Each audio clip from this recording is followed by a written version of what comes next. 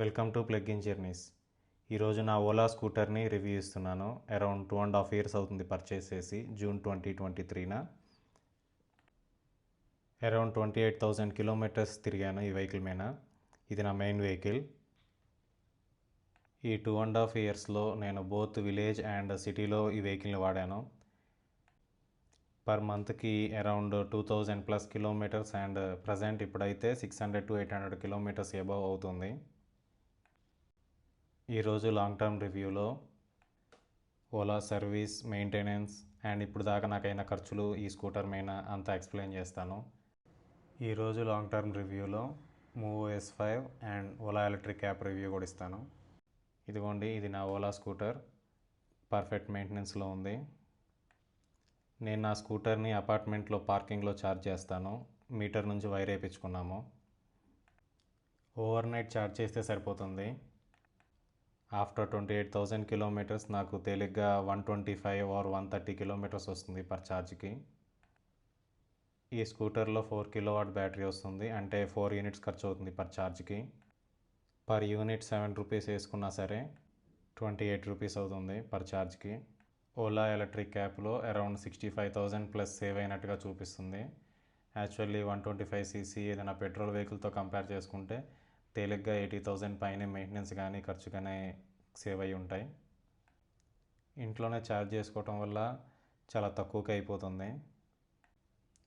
Ride quality అనేది చాలా బాగుంటుంది. ఈ హైవేస్ మీద కానీ, మీరు విలేజెస్లో తిరిగేటప్పుడు చిన్న చిన్న బంప్స్ కానీ, స్పీడ్ బ్రేకర్స్ కానీ, ఈ సిటీలో కానీ అక్కడక్కడ రోడ్డు ప్యాచెస్ అవి ఉంటాయి. ఆ రోడ్డు ప్యాచెస్ కానీ, కొద్దిగా పైకి కిందకి ఉన్న రోడ్లైనా సరే కానీ, ఏదైనా కానీ మంచి కంఫర్ట్ వస్తుంది. ఫ్రంట్ సస్పెన్షన్ కానీ, బ్యాక్ సస్పెన్షన్ కానీ.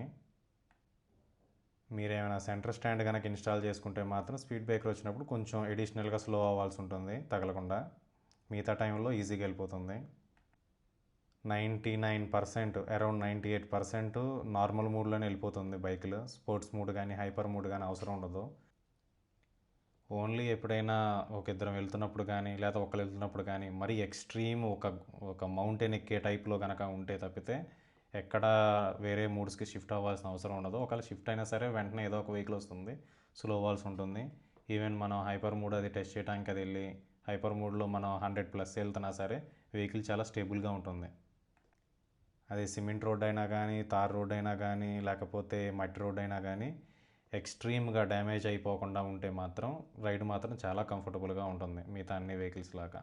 అండ్ ఇంకా కొంచెం బెటర్గా కూడా ఉంటుంది. సస్పెన్షన్, వెనకాల ఉన్న సస్పెన్షన్ కానీ, ఫ్రంట్ ఉన్న సస్పెన్షన్ కానీ, ఏదైనా కొంచెం నాకు అంతకుముందు యాక్టివా కానీ, యాక్సెస్ 125 రకరకాల హీరో హోండాగా ఉన్నప్పుడు కానీ చాలా వెహికల్స్ వాడాము. కానీ ఇదైతే కొంచెం స్మూత్గా అనిపించింది నాకు వాటితో పోలిస్తే. పికప్ కూడా చాలా ఈజీగా ఉంటుంది. ఇద్దరు కలిసి వెళ్తున్నా సరే వెహికల్ మీద మంచి పికప్ వస్తుంది.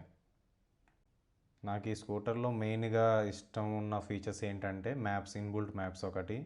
దాంట్లో ఏదైనా లొకేషన్ పెట్టుకొని చూసుకుంటూ వెళ్ళిపోవచ్చు ఈజీగా. అండ్ ఫోర్స్డ్ రీజన్ అని చెప్పి మనం థ్రాటల్ని రివర్స్లో కనుక చేస్తే రీజన్ అనేది కొంచెం ఎక్కువ కిక్ అయ్యి బ్రేక్ వేసే పని లేకుండానే వెహికల్ స్లో అవుతుంది, అదొకటి. And auto turn off indicators కూడా చాలా మంచిగా అనిపించింది నాకు. ఈ 3 ఫీచర్స్ మాత్రం నాకు చాలా బాగా నచ్చినాయి ఈ స్కూటర్లో.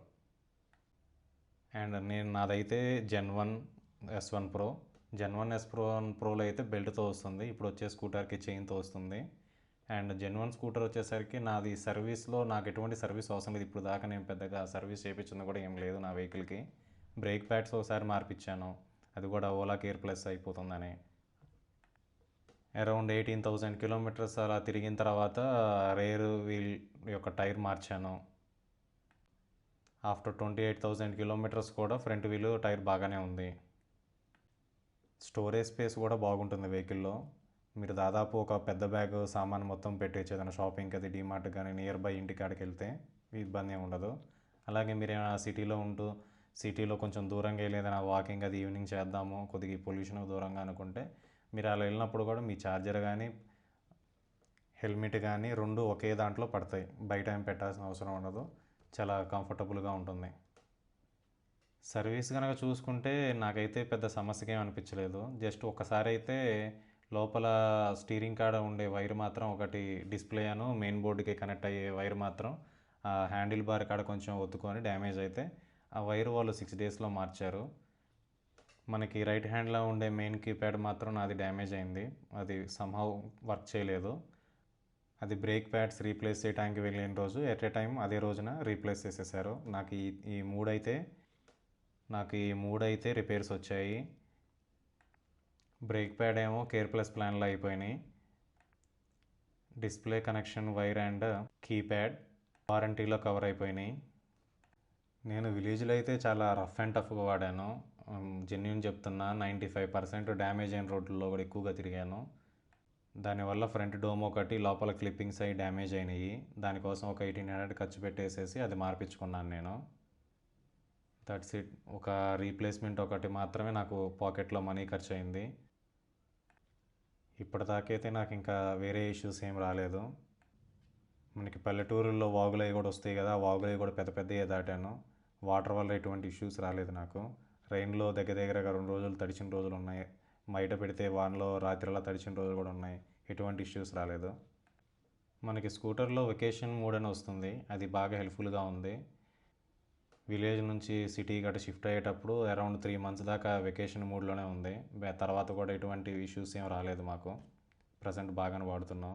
అరౌండ్ 800+ kilometers per month వాడుతున్నాం. ఫస్ట్లో ఓలా ఎలక్ట్రిక్ యాప్కి ఇప్పటికి చాలా చేంజెస్ వచ్చినాయి. ఇప్పుడు అంతా చాలా స్మూత్గా బాగుంటుంది. లేటెస్ట్గా వచ్చిన MovOS అప్డేట్ కూడా చాలా బాగుంది. ఎటువంటి గ్లిచెస్ కానీ అవి కానీ అంతకుముందులాగా రావట్లేదు. అంతకుముందు స్ట్రక్ అవటం కానీ అలాగనే అయ్యేది. ఇప్పుడు అది కూడా ఏం లేదు, బాగుంటుంది ఇప్పుడు. ఈ వీడియో వచ్చేసరికి దసరా పండగ రోజున షూట్ చేశాను. సో ఇష్యూ అనేది చెప్పాలంటే ఓలాతో ఇప్పుడు ఏథర్తో కంపేర్ చేసుకుంటే ఏథర్ వాళ్ళకి ఫాస్ట్ ఛార్జింగ్ స్టేషన్స్ చాలా ఎక్కువగా ఉన్నాయి కంపేర్ టు ఓలా. సర్వీస్ అనేది ఓ రోజు అటు ఇటుగా అవ్వచ్చు, కానీ ఫైనల్గా వాళ్ళు సర్వీస్ చేస్తున్నారు. సర్వీస్ సెంటర్లో స్పేర్ పార్ట్స్ అది అవైలబిలిటీ పెంచాలి. సర్వీస్ అది మిగతా పెట్రోల్ వెహికల్స్ లాగా వెంటనే ఒక రోజులోనే అయ్యేలాగా చూడాలి. మీకు గనక వీడియో క్లిప్స్ కనుక నచ్చితే ఎక్స్టెన్షన్ వీడియోనేమో ఈవీ డైరీస్ బై గౌతమ్ ఛానల్లో చూడొచ్చు. లింక్ని డిస్క్రిప్షన్లో పెడుతున్నాను. మీకు ఈ వీడియో కనుక నచ్చితే లైక్ చేయండి, సబ్స్క్రైబ్ చేయండి, షేర్ చేయండి.